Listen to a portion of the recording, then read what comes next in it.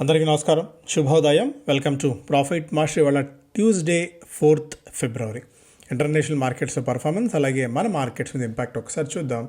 American మార్కెట్స్లో నిన్న ఒక అనూహ్యమైన సెల్ ఆఫ్ మనం చూసాం. ఒక దశలో నాస్డాక్ దాదాపుగా 600 పాయింట్ల వరకు నష్టపోయింది, 2.5% దాకా. S&P 500 కూడా, S&P 500 డౌ జోన్స్ అన్నీ కూడా అదే స్థాయిలో నష్టపోవడం నిన్న మనం అబ్జర్వ్ చేయవచ్చు. అయితే డొనాల్డ్ ట్రంప్ అటు మెక్సికో మీద అలాగే కెనడా మీద విధించిన టారిఫ్స్ని ఒక నెల రోజుల పాటు తాత్కాలికంగా నిలిపివేస్తున్నట్టు ఆయన ప్రకటించారు.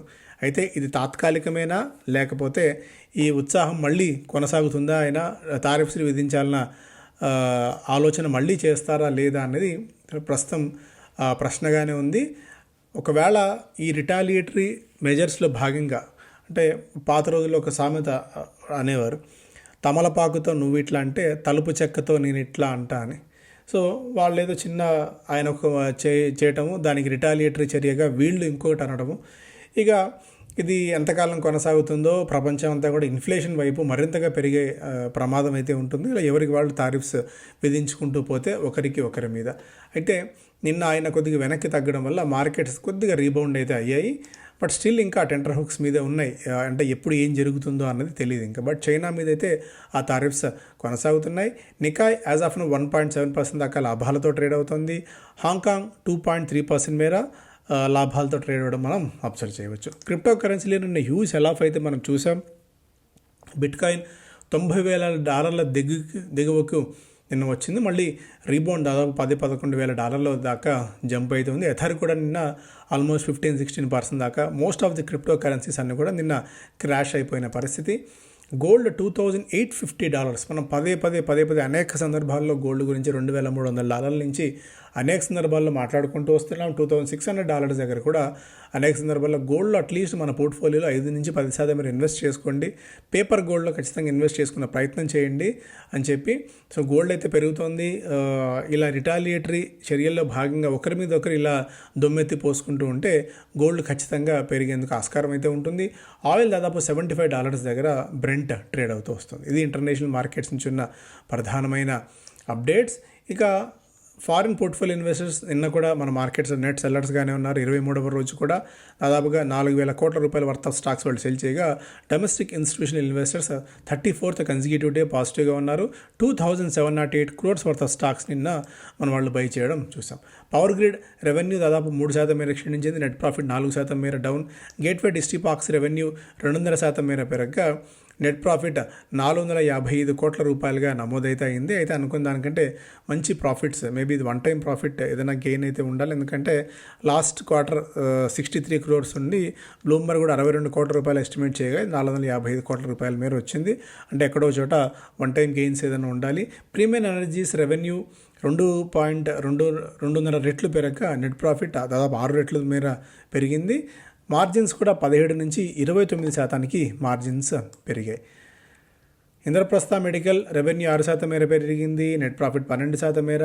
హైదరాబాద్ చెందిన గ్లాండ్ ఫార్మా రెవెన్యూ 10% మేర క్షీణించింది. నెట్ ప్రాఫిట్ 7% మేర క్షీణించింది. కేఈసీ ఇంటర్నేషనల్ రెవెన్యూ 7% మేర పెరగగా నెట్ ప్రాఫిట్ దాదాపు 34% మేర పెరిగింది. Garden reach ship builders revenue 38% పెరిగింది. రెవెన్యూ 11% మేర పెరిగింది. డామ్స్ రెవెన్యూ 35% మేర, ప్రాఫిట్స్ కూడా 35% దాకా పెరగడం అయితే చూసాం. సో ఇవి ప్రధానంగా ఇవాళ Asian Paints, Titan results announce చేయబోతున్నాయి. వీటితో పాటు Tilak Nagar Industries, Lemon Tree, Tata Power, రీమార్ట్, వర్ల్పూల్, బజాజ్ ఎలక్ట్రికల్స్ లాంటి ప్రధాన కంపెనీస్ రిజల్ట్స్ అనౌన్స్ చేయబోతున్న వాటి జాబితాలో ఉన్నాయి. స్టాక్స్ పరంగా ఇవాళ యాక్టివిటీ ఉండే అవకాశం ఉన్న స్టాక్స్ జాబితాలో Welspun Enterprises, the company approved the sale of 19% stake of Well Assure to Rakshak సెక్యూరిటీస్కి వాటా విక్రయించేందుకు బోర్డు అనుమతి లభించింది. Cipla $900 million South African rand equity share capital only owned subsidiary in Cipla Medpro South Africa. So దీనిలో వీళ్ళు ఇన్వెస్ట్ చేయబోతున్నారు. గణేష ఎకోస్పియర్ 67,500 టన్నుల పర్ ఒడిషాలో ఒక గ్రీన్ ఫీల్డ్ ప్లాంట్ని ఏర్పాటు చేయబోతున్నారు.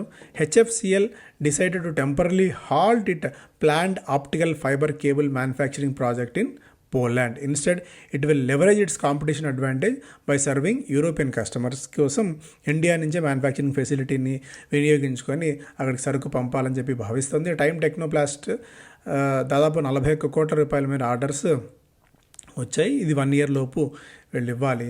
Barbecue Nation has entered into pact to acquire up to 51% stake in Willow Gourmet at a consideration of 17 crores. GST order వోడాఫోన్కి 24 లక్షల రూపాయలు చెల్లించాలని వచ్చింది. సో ఇవి ప్రధానంగా వార్తలు చాలా అయితే ఉన్నాయి. ఎన్విరో ఇన్ఫ్రాకి 16 లక్షల రూపాయల డిమాండ్ నోటీస్ ఒకటి. సో ఇవి మేజర్ ఇది. అండ్ స్టాక్స్ ఇన్ న్యూస్ ఇంకా ఏదైనా ఉన్నాయేమో ఒకసారి మనం గమనిస్తే, garden reach ship builders already మాట్లాడుకున్నాం. ఇయర్ ఆన్ ఇయర్ లాస్ట్ ఇయర్తో పోలిస్తే 11% మేర నెట్ ప్రాఫిట్లో జంప్ అయితే కనిపించింది. నిన్న ఆల్మోస్ట్ ఇది 1 week డేటా చూస్తే వర్ల్పూల్ ఆల్మోస్ట్ 1 weekలో, అంటే ఇది న్యూస్ ఫ్లో అనుకోండి, అపార్ ఇండస్ట్రీస్ దాదాపు 20%, జేఎస్డబ్ల్యూ ఎనర్జీ 17%, ప్రజ్ 15%, ఏబీబీ ఇండియా 15%, కేన్స్ టెక్నాలజీస్ 13%. నిన్న ఒక్కరోజు మనం చూసినా కూడా ఎలికాన్ దాదాపు 10% మేర, సీమెన్స్, హడ్కో, రైట్స్, జేబీఎం ఆటో, మదర్సన్ ఇలా విపరీతమైన సెల్లింగ్. అనంతరాజ్ డీసెంట్ రిజల్ట్స్ ఇచ్చినా కూడా దాదాపు 8% మేర కొప్పుకోలింది. లాస్ట్ 1 month డేటా చూస్తే నెట్వేబ్ దాదాపు 40%, టెక్నో ఎలక్ట్రిక్ 40%, కేన్స్ టెక్నాలజీస్, వర్ల్పూల్, మోతిలాల్ ఓస్వాల్ 30%, 40% మేర క్రాకింగ్ కావడం. లాస్ట్ 3 months డేటా చూసినా బీఏఎస్ఎఫ్ దాదాపు 50% మేర, హొనాసా 43% మేర, పెద్ద పెద్ద కంపెనీస్, అదాని గ్రీన్ దాదాపు 41% మేర, తేజస్ దాదాపు 38%, జేఎస్డబ్ల్యూ ఎనర్జీ 35%, అకమ్స్ డ్రగ్స్ దాదాపు 34% మేర, ట్యూబ్ ఇన్వెస్ట్మెంట్స్ కూడా 32% మేర క్రాక్ అవ్వడం. సో ప్రధాన కంపెనీస్ అయినా కూడా సరే ఏమాత్రం మార్కెట్ రెస్పైట్ చూపించట్లేదు, ఏమాత్రం మార్కెట్ దీన్ని ఆలోచించే పరిస్థితి లేదు. ఏ మాత్రం అటు ఇటు రిజల్ట్ ఉన్నా కూడా కొట్టిపాడేస్తున్నాయి. ఎస్పెషల్లీ మిడ్ అండ్ స్మాల్ క్యాప్స్లో సెల్లింగ్ ప్రెషర్ చాలా తీవ్రంగా ఉంది. మనం గమనించుకోవాలి. నిఫ్టీ 500 సంబంధించిన డేటా ఇది. టైటాన్ రిజల్ట్స్ ఇవాళ ఉన్నాయి.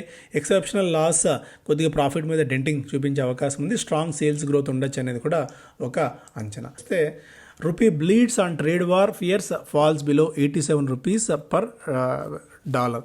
సో ఇది రూపాయి నానాటికి తీసుకట్టుగా తయారైపోతుంది. FEMA rules to be eased further, DEA secretary, fin secretary to team up India Inc step up investment game. So ఇక ప్రభుత్వం ప్రైవేట్ రంగం మీద ఒత్తిడి తెస్తోంది, తీవ్రంగా ఇన్వెస్ట్మెంట్ మొదలు పెట్టాలి ఇంకా అని చెప్పి. ఎందుకంటే ప్రభుత్వం ఒకటే చేస్తే సరిపోదు, ప్రైవేట్ రంగం కూడా తోడ్పడి ఇన్వెస్ట్మెంట్స్ చేస్తేనే ఈ సైకిల్ మరింత ముందుకు వెళ్తుంది అనేది ప్రభుత్వ ఆలోచన. Acme solar decent results announce చేసింది. లాస్ట్ 4 సెషన్స్లో 19% మేర స్టాక్ లాభపడింది. యాజ్ ఆఫ్ నౌ ఐపీఓ ప్రొసీడ్స్ని డీసెంట్గా ఉపయోగించుకోవటం వల్ల డెట్ బర్డెన్ అయితే మెల్లిగా కంపెనీకి తగ్గుతుంది. ప్రభుత్వం ఈ మధ్య గ్రీన్ ఎనర్జీ మీద ఫోకస్ బాగా పెట్టడం ఈ సంస్థ కలిసి వచ్చే అంశంగా ఉంది. యాజ్ ఆఫ్ నో ఐపీఓకి వచ్చినప్పుడు 24p దగ్గర ఉంది, ఇప్పుడు 19p దగ్గర స్టాక్ కోట్ అవుతుంది. సో కరెక్షన్స్లో ఏదన్నా ఉంటే ఒకసారి దీన్ని గమనించవచ్చు యాక్మే సోలార్ని. Consumer good firms gear up to cash in on the cash in hand.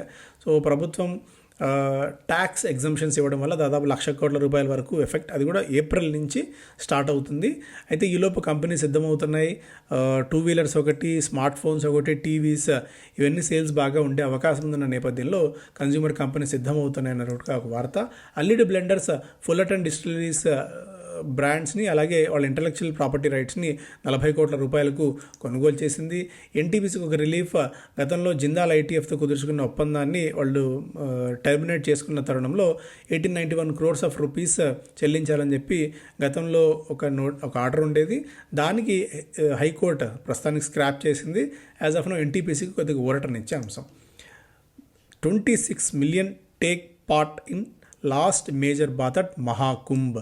దాదాపు 2.5 కోట్ల మంది ఒకే రోజు, the third and final major bathing ritual at Mahakumbh 2025 Amrit Snan Vasant Panchami రోజున 2.5 కోట్ల మంది ఒకే రోజు హోలీ డిప్ సంఘంలో చేయటం నాకు తెలిసి నభూతో నభవిష్యతి. ఇంతటి ఉత్సాహం ప్రపంచవ్యాప్తంగా ఎక్కడెక్కడి నుంచో జనాలు వచ్చి ఈ కుంభమేళాలో మహాకుంభలో స్నానం చేసి వెళ్తున్నారు. ఇంతటి అతిపెద్ద జన సమీకరణ ప్రపంచవ్యాప్తంగా గతంలో ఎప్పుడూ మనం విని ఉండలేదు, చూసి ఉండలేదు కూడా. 10-15 కోట్ల మంది ఓవరాల్గా ఈ మహాకుంభమేళాలో పాల్గొనే అవకాశం అయితే ఉంది. చిన్న చిన్న డిస్టర్బెన్సెస్ మినహా పెద్ద ఏది లేకుండా ఇంత అత్యద్భుతంగా ఆర్గనైజ్ చేసినందుకు కీపింగ్ ఆర్ పొలిటిక్స్ అసైడ్ ప్రభుత్వాన్ని ఖచ్చితంగా మెచ్చుకొని తీరాల్సిందే. ఎలాంటి ఇబ్బందులు లేకుండా ఇంత పెద్ద కార్యక్రమాన్ని సజావుగా నడిపిస్తున్నందుకు. Loans against gold keeps banks busy amid rising prices. So gold prices పెరుగుతున్నాయి, మెల్లమెల్లగా ₹1,00,000 మార్క్ని చేరుకునేందుకు గోల్డ్ సమాయత్తం అవుతుంది. దీంతో గోల్డ్ పెట్టి లోన్స్ తీసుకునే వాళ్ళ సంఖ్య పెరుగుతుంది అన్నట్టుగా కూడా ఒక అప్డేట్ ఇక్కడ చూడవచ్చు. మేబీ ముత్తూట్ మనపురం లాంటివి దీర్ఘకాలంలో పరిస్థితి ఇలాగే ఉంటే లాపడవచ్చు. బిజినెస్ స్టాండర్డ్ ఫస్ట్ పేలో Trump tariffs hammer markets globally rupees sinks below $87. ఇంకొకటి ఫిబ్రవరి 12వ తారీఖున ప్రధానమంత్రి మోడీ గారు అలాగే డొనాల్డ్ ట్రంప్తో భేటీ కాబోతున్నారు. ఫిబ్రవరి 14న వ్యాలంటైన్స్ డే. 2 రోజుల పాటు వీళ్ళ మధ్య జరిగే ఒప్పందాలు ఏదైనా ఉంటే కొద్దిగా ప్రేమగా చిగురించి ఫిబ్రవరి 14th వ్యాలంటైన్స్ డే సందర్భంగా ఇద్దరి మధ్య ఏదైనా సయోధ్య కుదిరి 2 దేశాల మధ్య కొద్దిగా ప్రేమ చిగురిస్తే మనకు పెద్దగా ఇబ్బంది లేకుండా ఉంటుంది. మార్కెట్స్ కూడా దీన్ని ఒక పాజిటివ్గా తీసుకునే అవకాశం ఉంది. ఎందుకంటే మనకు చైనా +1 స్ట్రాటజీ ఇలాన్నీ పక్కన పెడితే అట్లీస్ట్ మనకు పెద్ద గొడవ లేకుండా ఈజీగా మనకి కుదిరే అవకాశం అయితే ఉంటుంది. మన రీటైల్ ఇన్వెస్టర్స్ చితికిపోకుండా కొద్దిగా లాభపడవచ్చు ఈ సినారియో నుంచి. And HCG all time hit చేసింది. 55% మేర ఇయర్లో ఇప్పటికే పెరగడం అయితే చూసాం మనం. సారేగామా 11% మేర పెరిగింది. V2 retail all time hit చేసింది. సమర్థన దాదాపు 33 రెట్ల అధిక వాల్యూమ్స్ స్టాక్లో నిన్న 9% దాకా క్రాక్ అయింది. జ్యోతి ల్యాబ్స్ 8.5% మేర లాస్ట్ వీక్లో పెరిగింది. నియర్ టర్మ్ ఛాలెంజెస్ ఉన్నప్పటికీ కూడా పొజిషన్ చాలా స్ట్రాంగ్గా ఉంది అఫోర్డబుల్ సెగ్మెంట్లో అని చెప్పి ఎల్ఆర్ఐ క్యాపిటల్ జ్యోతి ల్యాబ్స్కి బై రేటింగ్ అయితే ఇస్తుంది. అండ్ దివీస్ ల్యాబ్స్ నిన్న మంచి రిజల్ట్స్ పోస్ట్ చేసింది. 5% మేర స్టాక్ అయితే పెరగడం చూసాం. మెంటార్షిప్ కార్యక్రమం 5వ తారీఖు నుంచి ప్రారంభం కాబోతుంది, అంటే రేపటి నుంచి. ఆసక్తి ఉన్న వాళ్ళు ఎన్రోల్ చేసుకునే ప్రయత్నం చేయండి. ఇవి ప్రధానమైన వార్తలు. Thank you so much.